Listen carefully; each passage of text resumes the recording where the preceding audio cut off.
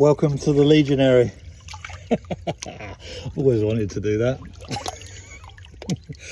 Just appear right out of the water. Oof. What an incredible place this is. I just love this place to death. We were talking about Roman baths yesterday.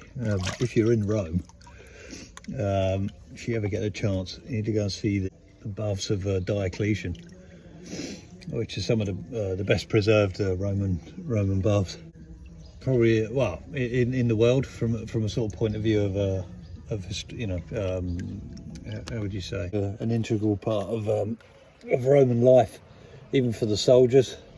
So the legionaries, even in some of the most remote areas, in their camps, even the wooden sort of stockade, what you could call temporary camps. Now, a temporary camp could last for several years. It wouldn't necessarily be something that lasted a few weeks or months.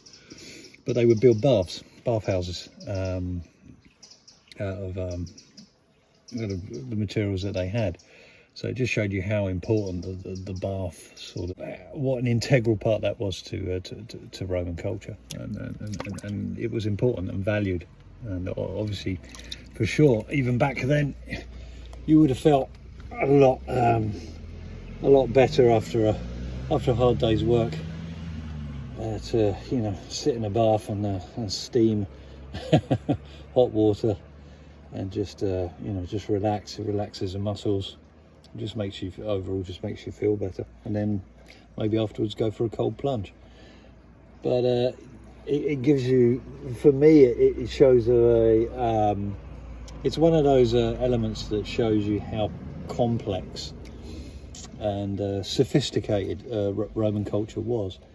Obviously, we look back to antiquity as you know, as being fairly barbaric times, but not at all. People wrote, people sent letters, wrote to each other, travelled, experienced different cultures, and killed them. That's such a bad joke. and yeah, experienced different cultures, and equally their pastimes were, you know, as sophisticated as the rest of their culture. A bath, you know, a bathhouse is not an easy thing to construct.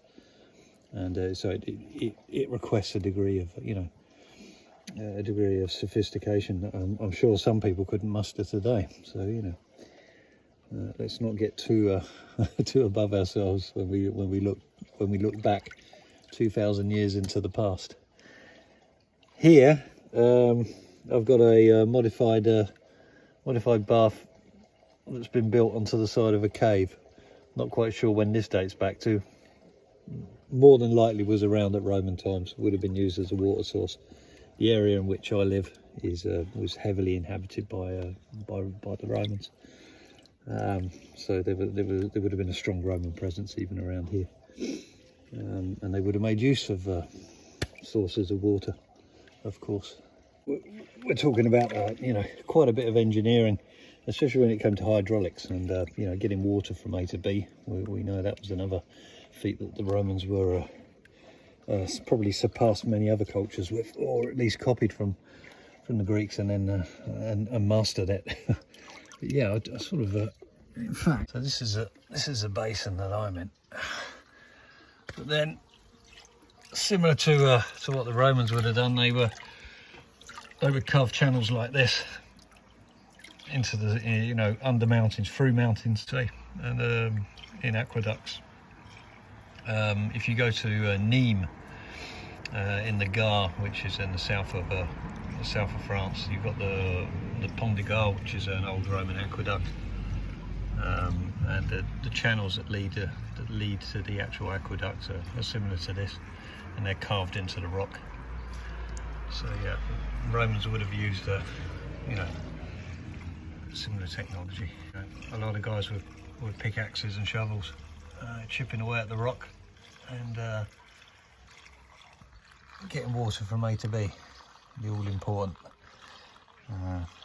element, which meant that Romans could then establish towns and cities inhabited by thousands of people. all because of their mastery of this element, water. Anyway, thanks for watching.